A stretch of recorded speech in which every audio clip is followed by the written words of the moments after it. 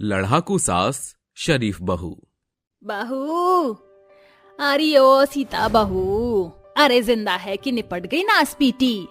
माँ जी, आपने बुलाया? क्यों री मुई, अपने मायके में ऐसे ही कपड़े धोती थी क्या?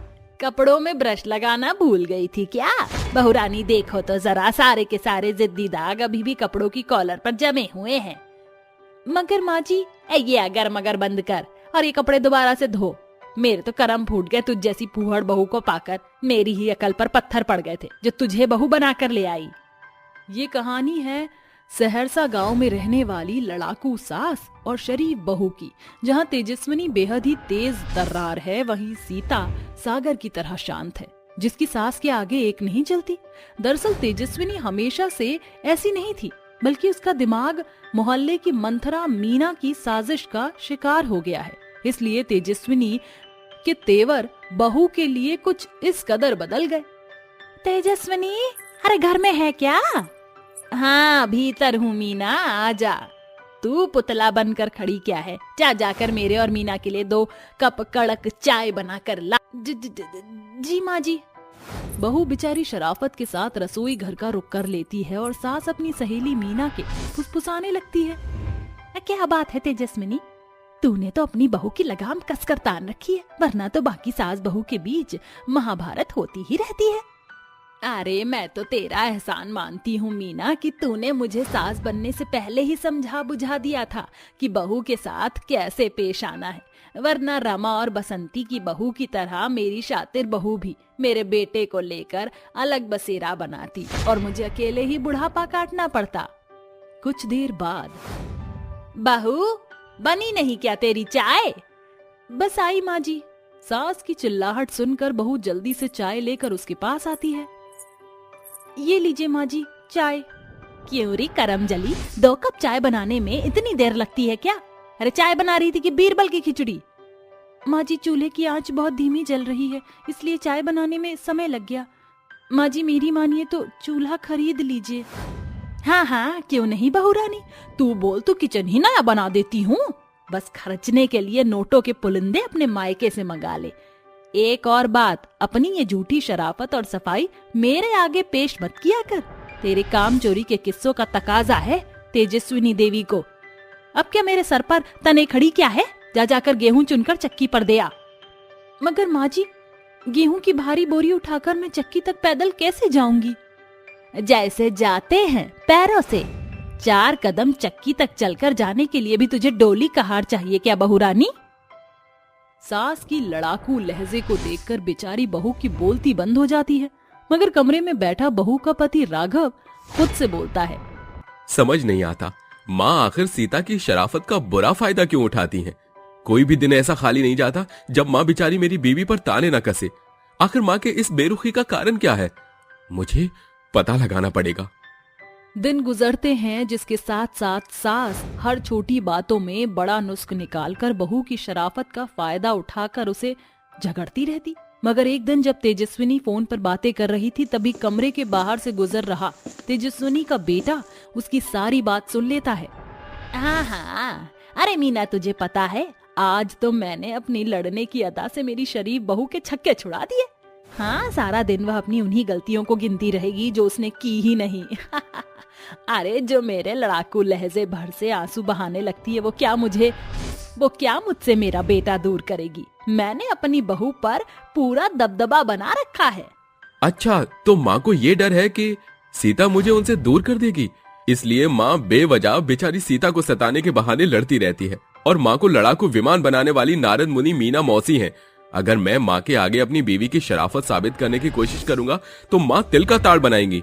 इसलिए सास बहू के बीच बगैर आए मैं माँ को उनके लड़ाकू लहजे में ही जवाब देना होगा। राघव सीता को शुरुआत से सब कुछ बताता है। फिर उसी शाम बहू हॉल में बैठी टीवी देख रही होती है, तभी सास टीवी बंद करते हुए कहती है। क्या बात है बहू रानी, खाना नहीं बनाना क्या? शाम के 7 बज चुके हैं और तू मजे से सोफे पर पसर कर आंखें सेक रही है। माँ जी, आज मैंने रसोई घर से छुट्टी ले रखी है, इसलिए आज तेजस्विनी देवी खुद रसोई में तशरीफ रखकर सबके लिए खाना पकाएंगी। बहू का हुक्म सुनकर सास हैरत अंगेज हो जाती है। ये अचानक इसकी जुबान में जान कब से आ गई? लगता है मैंने इसकी लगाम को ढील दे दी है, अभी मजा चखाती हूँ। बस बहू रानी, बहुत हुआ तेरा पैतरा। इससे पहले कि मैं अपना आपा खोऊं, रसोई में रुखसत हो जा, वरना क्या माँ जी? आज अगर आप भूल से भी मेरे मायके वालों पर पहुंची तो ये बहू मुकालात से पीछे नहीं हटेगी। दोनों सास बहू झगड़ ही रही होती हैं कि राघव दफ्तर से घर में दस्तक देता है। हाय हाय, देख रहा है राघव, तेरी ये बीवी तेरी बूढ़ी माँ को मारने की बात कर रही है। माँ, अब मैं बेचारा आप दोनों सास बहू के झगड़े में क्या ही पढ़ूं? दिन भर के दफ्तर के बाद अब फुर्सत मिली है, मुझे इस लड़ाई के लफड़े में नहीं पड़ना। ये बोलकर राघव वहाँ से निकल जाता है और बहू बोलती है, एक बात गांठ बांध लीजिए माँ जी, मुझे सतयुग की सीता समझने की भूल मत करना, वरना अंजाम बहुत बुरा होगा। समय गुजरता है, अब सास सारा दिन बहू के बदले बर्ताव के लिए सोच में डूबी रहती है। समझ नहीं आ रहा कि चुप रहने वाली चिड़िया चालाक चील कैसे बन गई। एक शाम, बहू, अरे ओ सीता बहू, सुन तो जरा। क्या है माँ जी, जल्दी बोलिए, मेरे पास टाइम नहीं है। सास के लिए समय नहीं, अरे मरने जा रही है क्या कुलक्षणी? मरे मेरे दुश्मन माँ जी। और क्या कहा आपने, मुझे कुलक्षणी? ऐसे उल जुलूल शब्द आप अपने मायके से सीख कर आई हैं? हाय हाय बेशर्म बदजात, अपनी सास से ऐसे बात करते तुझे रत्ती भर भी शर्म नहीं आती? खबरदार, जो मुझसे टेढ़े मुंह बात की तो तेरी जुबान खींच कर रख दूंगी। माँ जी, आप जानती नहीं, अगर आप शेर हैं तो आपकी बहू बब्बर शेर है, क्योंकि 365 दिन में से 100 दिन सास के और बाकी के दिन बहू के हाथ में होते हैं, समझी? दिन गुजरते हैं और सास बहू पर धौंस जमाने की सारी कोशिश करती है, मगर हर बार उसे मुंह की खानी पड़ती। एक दिन मीना तेजस्विनी से मिलने आ ही रही होती है कि बहू कहती है, अरे ओ मंथरा मौसी, इतना मटक मटक कर कहाँ चली जा रही हो? क्यों रे सीता बहू, शाम होते ही भांग चढ़ा ली है क्या? हट परे, मुझे भीतर जाने दे। बिल्कुल नहीं, ये मेरे ससुराल में आप जैसी नारद मुनि की नो एंट्री है। बहू, ये क्या बदतमीजी है? मैं कहती हूँ छोड़ रास्ता, ये मेरा घर है। आवाज नीची। सासू माँ, हम जरा शरीफ क्या हुए, आप तो मक्कार हो गई माँ जी। और आप मीना मौसी, चलिए फुटिए यहाँ से। मीना वहां से चली जाती है और सास बेचारी माथा पकड़कर सोफे पर बैठ जाती है। तभी राघव घर में आता है। सास थक हार कर बहू के आगे घुटने टेक कर कहती है, राघव बेटा, मुझे वृद्धाश्रम छोड़ा। मुझ बुढ़िया से बहू के रोज रोज के बेवजह के झगड़े झंझट बर्दाश्त नहीं हो रहे। बहू बेटे एक दूसरे को देखने लगते हैं और बहू बोलती है, जरा सोचिए माँ जी, जब आपसे बहू के बदले तेवर एक सप्ताह भी सहे नहीं गए, फिर आप तो पिछले साल भर से मेरी शराफत का सरासर गलत फायदा उठाती आई थी और मैं बहू बुद्धुओं की तरह खुद के कामों में कमी खोजती थी। मंगला मौसी की चिकनी चुपड़ी बातों में आकर आपने पहले दिन से मेरी शराफत, या यूं कहूं मेरे ना बोलने का फायदा उठाकर मुझसे झगड़ती रहती थी। सीता सच कह रही है माँ, कलयुग कुंडली मारे बैठा है। ये हर दूसरे घर में बैठी मंथरा ताक लगाई बैठी है कि किसके हंसते खेलते घर की खुशियां खराब करूं। बहू बेटे की बातों से सास की भटक खुल जाती है। बहू मुझे माफ कर दे, मेरी बुद्धि में भूसा भर गया था जो मैंने मीना की बातों में आकर मैं सोच बैठी कि मेरी बहू भी मेरे घर को बिखेर देगी, मगर तूने आज मेरी चिंता को मिटा दिया। अब मैं हमेशा हंसी खुशी रहेंगे हम सब। आखिरकार लड़ाकू सास और शरीफ बहू एक नई शुरुआत के साथ स्नेह से रहने लगती हैं और मीना देवी भी नारद मुनि से घर जोड़े राम बन जाती है। शीशगंज गांव में रहने वाली शोभना की 2 बेटियां थीं, श्रेया और सुमन। जहां श्रेया शोभना की सगी बेटी थी, वहीं सुमन उसकी सौतेली बेटी थी। सुमन की परवरिश की खातिर उसके पिता जगलाल ने शोभना से शादी की, जिसे उस दंपति को श्रेया पैदा हुई। मगर सुमन के प्रति शोभना का सौतेलापन देखकर जगलाल सोब में रहने लगा। समस्या गहरे सदमे में शुमार हो गई। फिर जगलाल स्वर्ग सिधार गया। अब सुमन और श्रेया बड़ी हो चुकी हैं। श्रेया, कहाँ है मेरी बेटी? मैं यहाँ हूँ मम्मी। अरे माँ, ये क्या है? खुद ही खोल कर देख ले। जैसी श्रेया डिब्बा खोलती है, उसमें एक महंगी सी साड़ी होती है। वाह मम्मी, ये साड़ी तो बहुत ही प्यारी है। मम्मी, आप सुमन दीदी के लिए कुछ नहीं लाई? अरे उसके पास वैसे भी कपड़ों की कौन सी कमी है। तेरी तरह अब वो भी नए कपड़े पहनने लगेगी तो तेरे पुराने कपड़े कैसे सधेंगे? हाँ। अपनी सौतेली माँ का शोभना का दोहरा बर्ताव देखकर सुमन की आंखें भर जाती हैं और वो कहती है, ठीक ही तो कह रही है माँ, और फिर इतनी चटकदार साड़ी मुझ पर जरा भी नहीं फबेगी। कल तुम दोनों को देखने के लिए रिश्ते वाले आ रहे हैं। तुम कल सुबह यही साड़ी पहनना। और सुमन, मैंने तुम्हें अपनी कुछ पुरानी साड़ियाँ तुम्हारी खातिर निकाल कर रख दी हैं, तो मुझसे तुम ले लेना। अरे माँ, इतने खास अवसर पर सुमन दीदी आपकी साड़ी क्यों पहनेगी? अरे मेरी प्यारी छुटकी, कल के खास अवसर पर माँ की साड़ी पहनना तो मेरे लिए सुनहरा सौभाग्य है। उसे बेहतर और बड़ा तोहफा भला और क्या होगा। अगली सुबह जहाँ एक और शोभना की सगी बेटी श्रेया नई साड़ी में सज धज कर तैयार होती है, तो वहीं सुमन भी अपनी सौतेली माँ की फीकी पुरानी साड़ी को पहनकर बिना शिकवे गिले किए शौक से सजती संवरती है। तभी आरव और माधव नाम के दो लड़के अपने परिवार समेत वहाँ दस्तक देते हैं। माधव साधारण तबके का इंसान था। उसका बसेरा अगले ही गांव में था। वहीं अमीर आरव शहर का रहने वाला बड़ा बिजनेसमैन था। सुमन और श्रेया, मैंने तुम्हारे लिए इन दो लड़कों का चुनाव किया है। अगर कोई आपत्ति है तो इसी पल साझा कर दो। माँ, मुझे तो आरव बहुत पसंद है। शादी के लिए मैंने जो सपना सजाया था, आरव ही मेरे अरमानों को पूरा करेंगे, क्योंकि ये एक तो शहर में सेटल्ड है और दूसरे स्मार्ट हैं। माँ, मुझे भी माधव जी पसंद हैं। बड़ी बहन होने के नाते इस महीने सुमन का ब्याह होगा और अगले माह में श्रेया का। महीने भर के पड़ाव के इस सोच के पीछे शोभना अपना स्वार्थ साध रही थी। उसने बड़े ही साधारण तौर तरीके से सुमन का ब्याह कर दिया, मगर अपनी बेटी श्रेया की शादी में बड़ा साजबाज समेत उसके शौक पूरे किए। अब दोनों बहनें अपनी शादीशुदा जिंदगी के सफर को शुरू करती हैं। शादी की रात आरव श्रेया से कहता है, this is for you my beautiful wife. Oh wow, Aarav, diamond necklace मेरे लिए? ये तो बड़ा ही एक्सपेंसिव होगा। Shreya, I am a big businessman. Bombay के बड़े बिजनेसमैन के बीच तुम्हारे पति का नाम शुमार है। ऐसे तोहफों की तो अब आदत डाल लो। आरव हमेशा श्रेया को महंगे तोहफे देकर उसे खुश किया करता था। माधव की कमाई कुछ खास नहीं थी, मगर कमाई से बढ़कर वो सुमन की खातिर कुछ न कुछ घर लेकर ही लौटता था। देर सांझ माधव घर लौटता है। सुमन, वो मैं। माधव को हिचकिचाता हुआ देखकर सुमन कहती है, अरे माधव जी, ये अचानक से आपके सुरताल को क्या हो गया? और पीछे हाथ करके क्या छुपा रहे हैं? मुझसे कुछ छुपा रहे हैं, दिखाइए। सुमन जैसे ही तोहफा खोल कर देखती है तो उसमें हरे रंग की चूड़ियां होती हैं। अरे वाह, कितनी सुंदर चूड़ियां हैं। तुम्हें सचमुच ये चूड़ियां पसंद तो आई सुमन? तुम्हारा पति साधारण इंसान है। तुम्हारी बहन की तरह मैं सोने के जेवर के शौक तो नहीं पूरा कर सकता। सावन का महीना था तो सोचा तुम्हारे लिए चूड़ी ले लूं। माधव जी, औरत के लिए उसका सुहाग सबसे बड़ा श्रृंगार होता है। मेरा भाग्य बड़ा बलवान है जो मुझे आप जैसा पति प्राप्त हुआ है। समय गुजरता है। दोनों बहनें अपने अपने गृहस्थी खुशहाल तौर तरीके से जीती हैं। एक रोज श्रेया कार में सवार होकर शहर से गांव लौट कर आती है। श्रेया, तुम अचानक से बिना किसी खास खबर के, ना कोई चिट्ठी ना कोई संदेश? अरे सारी बातें यही कर लोगी, अंदर भी लेकर चलोगी कि नहीं? सुमन खुश मन से अपनी छोटी बहन श्रेया का स्वागत करती है, जिसके बाद दोनों बहनें आपस में बातें करती हैं। शहर में सब कुशल मंगल तो है?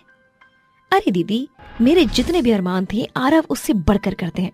आधे से ज्यादा महीने तो घर से बाहर रहते हैं और लौटते वक्त अक्सर महंगे तोहफे लाते हैं। शादी की रात उन्होंने तोहफे में मुझे हीरो का हार दिया, वो भी पूरे 15 लाख का। बातों ही बातों में श्रेया अपनी अमीरी का बखान करते हुए कहती है, वैसे दीदी, तुम्हारे आईएएस के सपने का क्या हुआ? मैं भी ना, अरे इतनी गरीबी में जीजा जी क्या ही तुम्हारे लिए इस सपने को साकार करेंगे। श्रेया, तुम्हारा पति आरव बेहद अमीर है। शायद तुम्हें उसी का अहंकार है और वो तुम्हारी जुबान से जाहिर हो रहा है। मेरे इस घर की कीमत भी तुम्हारे इस महंगे हीरो के हार से कम है, मगर मेरे पास मेरे पति का प्यार है जो मेरे लिए सैकड़ों सोने और मूंगों से भी महंगा है। सुमन की बातें श्रेया के स्वर को अर्श से फर्श पर पहुंचा देते हैं। गुजरते समय के साथ आरव घर आता है। कैसी है मेरी प्यारी बीवी? मिल गई काम से फुर्सत जनाब को? बीवी जान, तुम तो जानते हो कि तुम्हारा पति एक बिजनेसमैन है। ये लो। एक और नया तोहफा।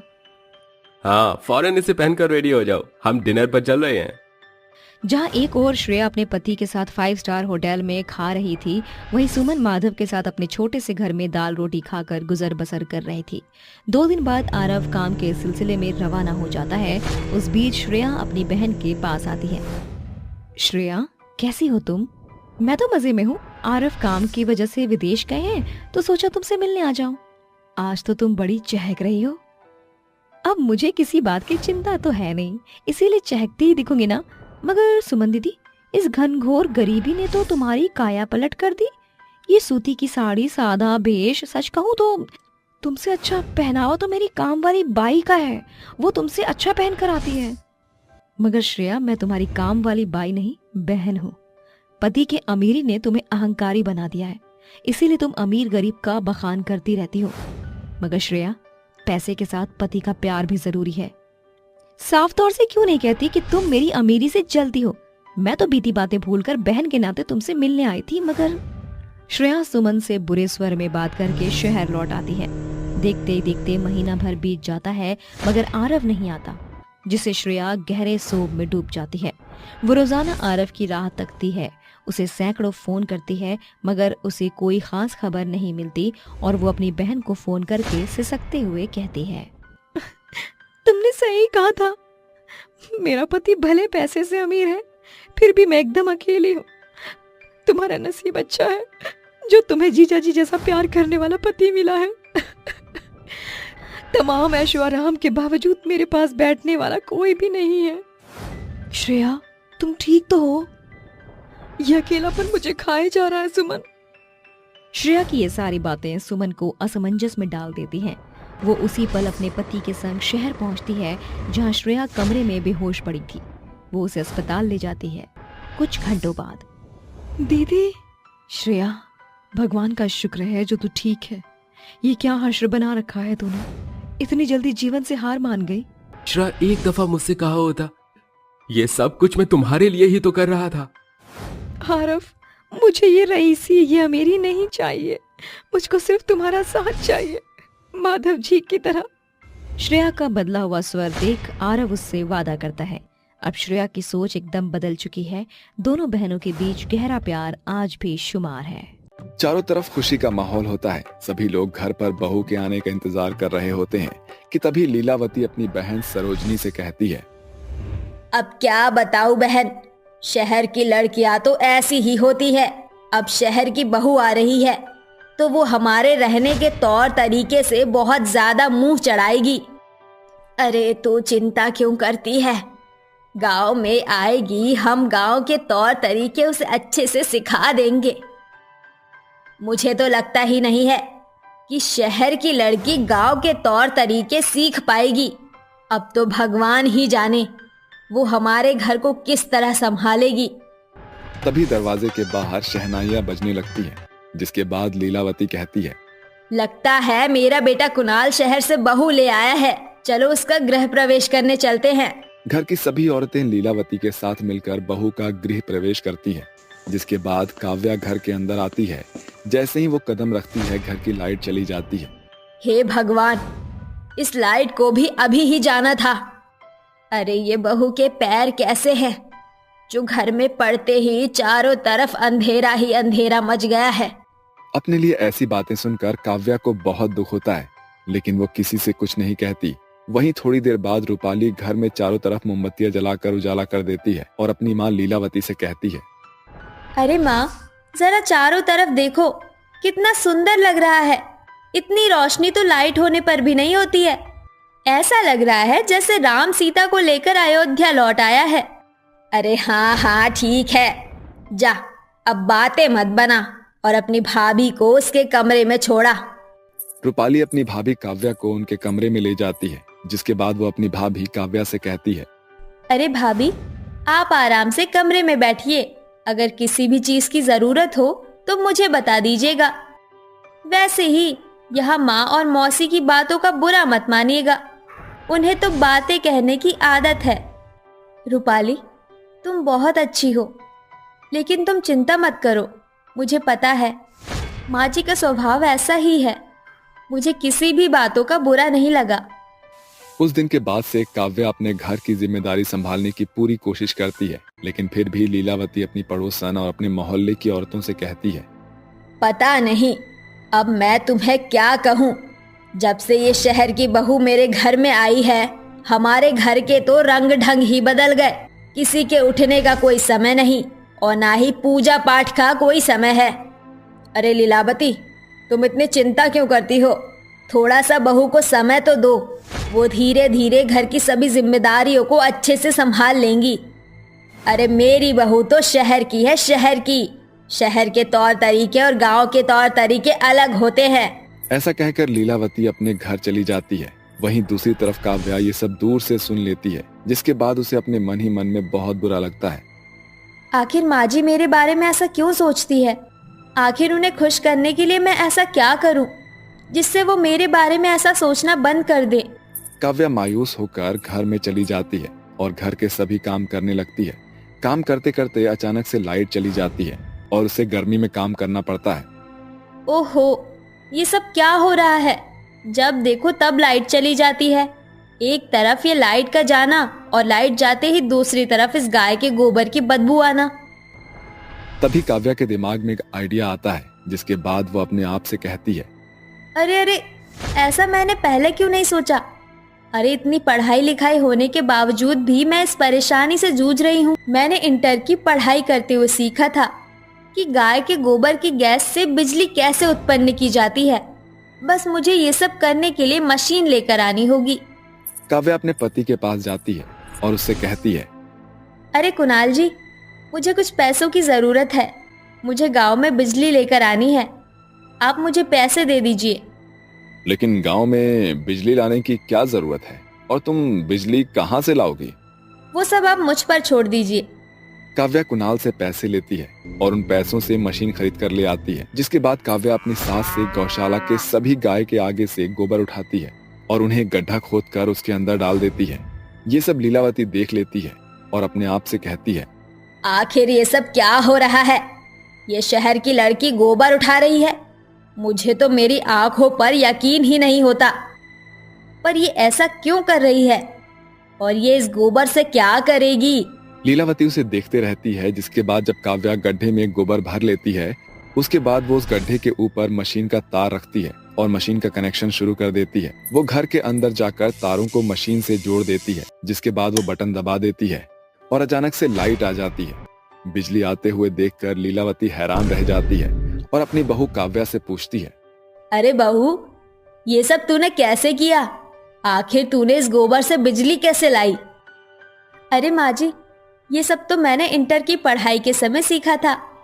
मैंने सीखा था कि गोबर से बिजली को उत्पन्न कैसे किया जाता है। आज मेरी पढ़ाई काम आई। देखो, मैंने अपनी पढ़ाई के चलते हमारे घर में लाइट ले आई। अरे बहू, मुझे तो यकीन ही नहीं होता। तू तो बहुत समझदार निकली। पहले मैं सोचा करती थी कि तुझे हमारे गांव के तौर तरीके बिल्कुल भी पसंद नहीं आएंगे, लेकिन तूने तो गोबर से झटपट बिजली उत्पन्न कर दी। आज तो तूने मेरा दिल ही जीत लिया। लीलावती की बातें सुनकर काव्या को बहुत खुशी मिलती है, क्योंकि अपनी सास के मुंह से अपनी तारीफ सुनने के लिए उसके कान तरस गए थे। दूसरी तरफ लीलावती अपने गांव के हर एक घर में जाती है और हर एक से कहती है, अरे गांव वालों, जल्दी जल्दी मेरे घर पर आओ और देखो, मेरी बहू की पढ़ाई लिखाई के चलते आज हमारे घर में रोशनी आ गई है। पूरे गांव की लाइट गई हुई होती है, लेकिन लीलावती के घर में रोशनी ही रोशनी चमक रही होती है। ये सब देखकर गांव के सभी लोग हैरान रहते हैं और लीलावती के घर में आकर देखते हैं। अरे वाह वाह, ये शहर की बहू ने तो कमाल ही कर दिया। क्या ये लाइट हमारे घर में भी चल सकती है? हाँ हाँ, क्यों नहीं। आप सभी के घर में ये गोबर की गैस वाली लाइट चल सकती है। काव्या गांव के हर एक घर में गोबर की लाइट का कनेक्शन दे देती है, जिसके बाद पूरे गांव में लाइट आ जाती है। ये सब देखकर लीलावती को अपनी गलती का पछतावा होता है और वो अपनी बहू से कहती है, अरे बहू, मुझे माफ कर दे। मुझसे बहुत बड़ी गलती हो गई। मैंने तुझे गलत समझा। अरे माँ जी, आप ऐसी बातें क्यों करती हो? आप तो मेरी माँ जैसी हो। आपको मुझसे माफी मांगने की कोई जरूरत नहीं है। उस दिन के बाद से लीलावती अपनी बहू काव्या के साथ खुशी खुशी रहने लगती है। सपनों के शहर मुंबई के एक बेरंग बस्ती में बैजंती और गंगा नाम की गरीब सास बहू रहा करती थी। बस्ती के बाहर एक कूड़ेदान था जहां दोनों सास बहू दिन भर कूड़ा कचरा बीनकर शाम का सूरज ढलते ही उन्हें भंगार के दुकान पर बेच दिया करती। बदले में जो 4 पैसे आते उसी से वो थोड़ा बहुत राशन खरीदती और दिन भर में एक दफा ही खाकर गरीबी में अपना जीवन काट रही थी। उस रात दोनों सास बहू खाने बैठी थी। थाली में कुछ रोटियां और प्याज के कुछ टुकड़े थे जिसे दोनों सास बहू बड़े ही चाव से खा रही थी। तभी बहू की नजर दीवार पर टंगे कैलेंडर पर पड़ जाती है। अरे क्या बात है बहू, तूने हाथ क्यों रोक लिया? अभी तो तूने आधी रोटी भी ठीक से नहीं खाई। बस माँ जी, मुझे भूख नहीं है, आप खाइए। अगले ही पल गंगा अपनी बहू की परेशानी भांपकर कहती है, अरे बहू, तू हर दिन कैलेंडर की तारीख देखकर क्यों चिंता करती है? तो क्या करूं माँ जी, आज 30 तारीख है। आप तो जानती हैं ना कि पिछले 5 महीनों से हमने किराया नहीं भरा। कूड़ेदान में लोहा प्लास्टिक बीन कर जो भी 150 मिलते हैं खाने में ही उड़ जाते हैं। आपको याद है ना, इसलिए पिछले महीने धनीलाल जी ने हमें क्या धमकी दी थी? अरे बहू, जो भाग्य में लिखा होगा वो टलेगा नहीं, इसलिए अपनी किस्मत को भाग्य पर छोड़ दे। गंगा अपनी बहू से ऐसा बोल ही रही थी कि झुग्गी का मालिक धनीलाल घर में घुसकर गरीब सास बहू पर गरजते हुए कहता है, अरे चलो चलो, जल्दी से पिछले मार्च महीने का किराया निकालो। धनीलाल जी, अभी तो पैसे जुड़े नहीं, हमें थोड़े दिन की मोहलत दे दीजिए। बहुत जल्द हम सास बहू पाई पाई चुकता कर देंगे। पता था मुझे कि इस महीने भी तुम दोनों सास बहू बहाने बनाओगी, मगर इस बार मैं बिल्कुल भी नहीं पसीजने वाला।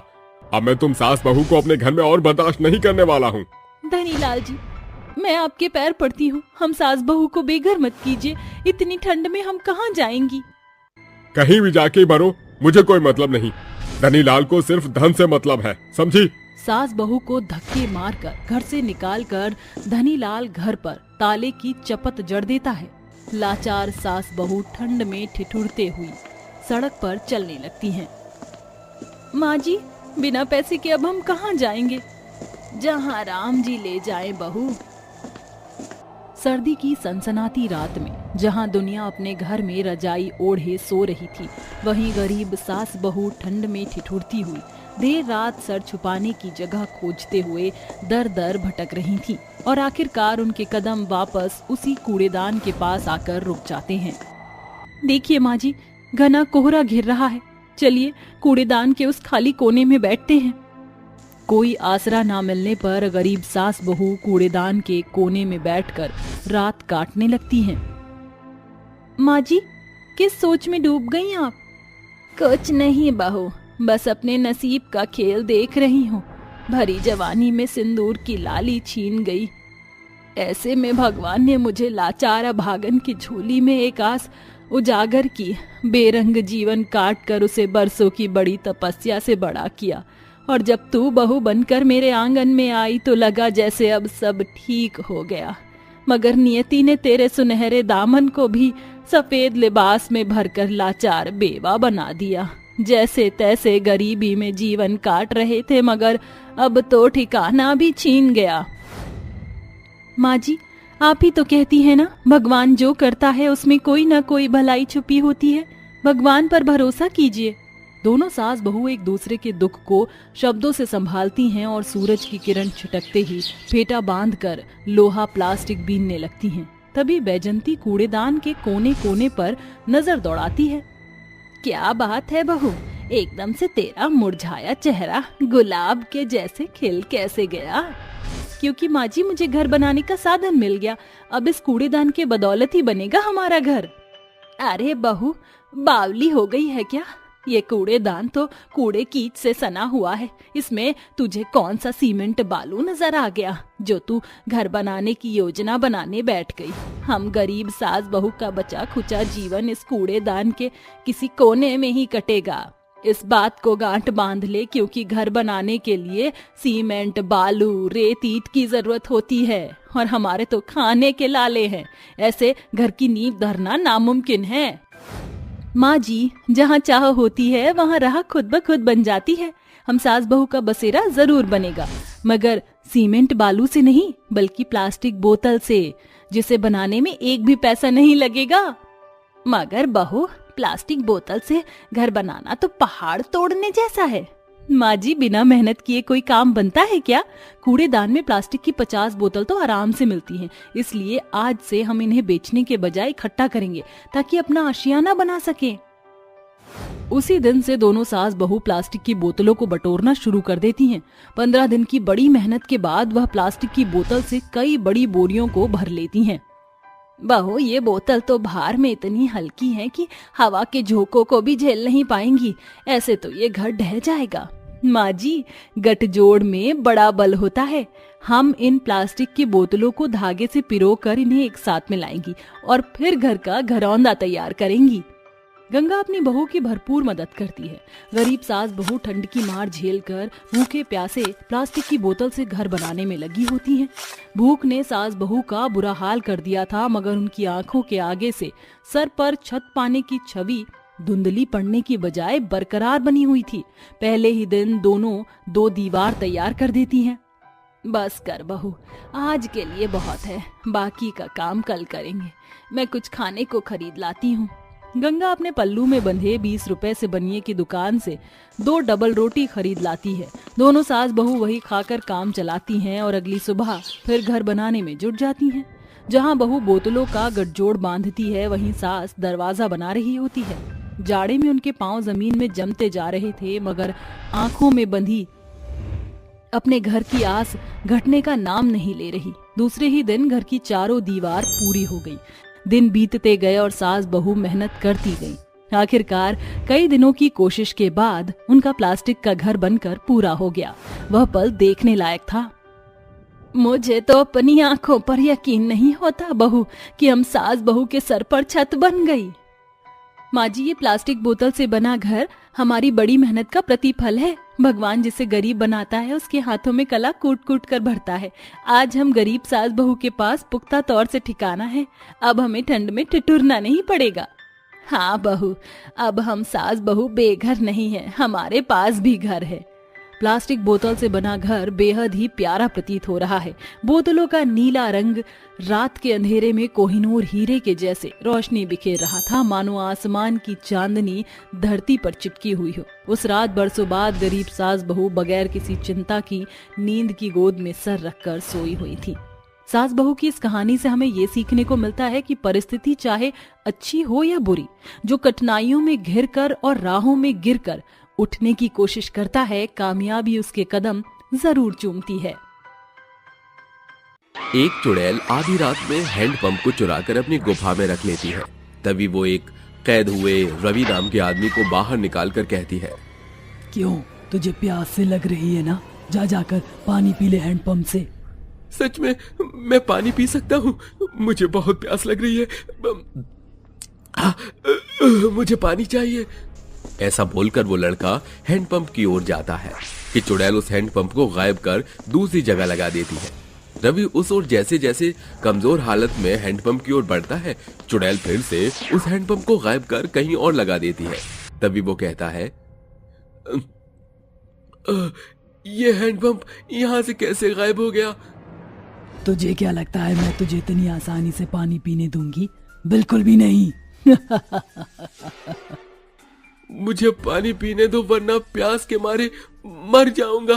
4 दिन से वैसे ही मैंने पानी नहीं पिया। छोड़ दो मुझे, जाने दो। पानी पानी। तो तू मर जा, मुझे भी पानी के लिए ऐसे ही तरस आया था ना। प्लीज मुझे माफ कर दो, पानी दे दो। अच्छा जा, जाकर पानी पी ले। वो रहा हैंडपंप। ये सुनते ही रवि लड़खड़ाते हुए उस हैंडपंप की ओर जाता है और उसे चलाने की कोशिश करता है, मगर हैंडपंप से पानी नहीं आता और इतने में रवि प्यास के कारण मर जाता है। जिसके बाद चुड़ैल कहती है, ये तो बस शुरुआत है, एक एक करके मैं सबसे अपना बदला लूंगी। सभी प्यासे मरेंगे, किसी का हैंडपंप उनके काम नहीं आएगा। आखिर चुड़ैल इस तरह से बेदर्द मौत क्यों दे रही थी? क्यों उसने एक आदमी को सिर्फ पानी के लिए तड़पा तड़पा कर मार डाला? इस पूरी कहानी का सच क्या है? जानने के लिए हमें अतीत के पन्नों में झांकना होगा। मंडा नामक गांव में सभी पिछड़ी सोच वाले लोग रहते थे, जो पुरानी रीति रिवाज, छुआछूत, बिरादरी, रंग भेद, इस तरह की बातों को पकड़े बैठे थे। अरे सुनीता, 2 बाल्टी तो भर चुकी है और कितना पानी भरेगी? अरे वो तो पीने के लिए भरा है, नहाने के लिए ना भरूं? बहुत हो गया, हम भी लाइन में खड़े हैं। इसके बाद और बर्तन मत लाइयो, सबको 2-2 बार पानी भरने का हक है और तू 3 बार ले रही है। तुम्हें इतना बुरा लग रहा है तो तुम भी भर लो। अब ये मत बोलना कि पानी कौन उठाएगा। अच्छा भर ले, हम तो तुझे कुछ नहीं कह रहे। वैसे मुखिया जी ने हैंडपंप लगवाकर बढ़िया काम किया है। अब कुएं पर से पानी खींचना नहीं पड़ता, सारे हाथ रस्सी से लाल हो जाते थे। ये तो बिल्कुल सही कहा, हैंडपंप को चलाने में मजा भी तो कितना आता है। अच्छा, इसका मतलब तू मजे लेने आती है, इसलिए 3 बार भरती है। उषा देवी, तुझे इस बात का कोई तुक नहीं मिल रहा तो क्या कुछ भी बोलेगी? चल जा, बाल्टी भर गई मेरी, अपनी लगा ले। गांव में पानी की समस्या थी, लोग कुएं से पानी लाते लाते थक जाते थे, तो मुखिया ने हाल ही में जगह जगह हैंडपंप लगवा दिए, जिससे गांव के लोगों को आसानी हो गई। सुबह के समय सभी लोग हैंडपंप पर लाइन लगाकर खड़े हुए थे। अरे भर गया, क्यों मिर्च की पकौड़े की तरह तीखा हो रहा है? तभी पीछे से एक आदमी कहता है, इसलिए मेरे को औरतों की लाइन में पानी के लिए खड़ा होना पसंद नहीं है। अरे गप्पे ही लड़ाती रहोगी या पानी भर के चलोगी? मेरी बीवी पानी का इंतजार कर रही है। तभी सभी लोग हैंडपंप से पानी भरने लगते हैं। वहीं कुछ दूरी पर बाकी लोग हैंडपंप से पानी भरते हैं।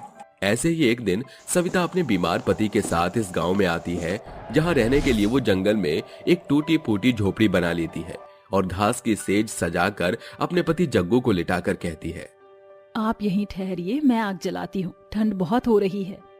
सविता पानी चाहिए, प्यास लग रही है। ठीक है, आप यहीं रुकिए, मैं पानी का इंतजाम करती हूँ। अभी पास में ही मैंने कुआं देखा था। ऐसा बोलकर सविता अपना घड़ा लेकर उस कुएं के पास पहुंचती है और देखती है कि वो कुआं तो बिल्कुल सूखा पड़ा है। फिर वो थोड़ा आगे जाती है तो एक नेक दिल बुढ़िया उसे पानी दे देती है। हफ्ते भर वो बुढ़िया उसको पानी देकर मदद करती है। उसी बीच जग्गू का इंतकाल हो जाता है, जिससे सविता बहुत परेशान रहती है। एक दिन उसे बहुत प्यास लगती है। वो उस बुढ़िया के पास जाती है तो वहां ताला लगा था। तभी वो उसी गांव में आगे बढ़ जाती है, जहां सारी औरतें हैंडपंप से पानी भर रही थी। चल चलकर जैसे तैसे आकर वो उनसे कहती है, बस और चला नहीं जाता। शुक्र है कि मुझे यहाँ पानी मिल गया, अब मैं यहाँ से पानी पी सकती हूँ। सुनिए, मुझे बहुत प्यास लग रही है, आप मुझे पानी पिला दीजिए। एरी, कौन है तू? यहाँ क्यों ठाड़ी है? पानी चाहिए। अरे पर तू कौन है? हम तुझे पानी क्यों दें? पता नहीं कौन से जात बिरादरी की है, हमने तो नीची जाति वाले लोगों को पानी नहीं पिलाते। और शक्ल तो तुम्हारी ऐसी ही लग रही है। प्लीज मुझे पानी दे दीजिए, बहुत देर से पानी के लिए तड़प रही हूँ। कोई पानी वानी नहीं, चल निकल यहाँ से। अरे ये तो उस जंगल में टूटी फूटी झोपड़ी बनाकर रह रही थी, बता दो इसे, कोई जरूरत नहीं है पानी पिलाने की। रवि के कहने पर सारी औरतें उसे धक्का देकर बाहर निकाल देती हैं। इतने में वो प्यासी तड़प तड़प कर मर जाती है, जिसके बाद वो चुड़ैल बन जाती है। इन लोगों ने उस हैंडपंप की वजह से मुझे प्यासा तड़पा कर मार डाला। अब मैं भी इन्हें प्यासा तड़पाऊंगी, सारे हैंडपंप चुरा लूंगी। ऐसा कहकर चुड़ैल उस गांव के सारे हैंडपंप चुरा लेती है और रवि को कैद करके अपनी गुफा में रख लेती है। तभी वो चिल्लाते हुए कहता है, कौन हो तुम?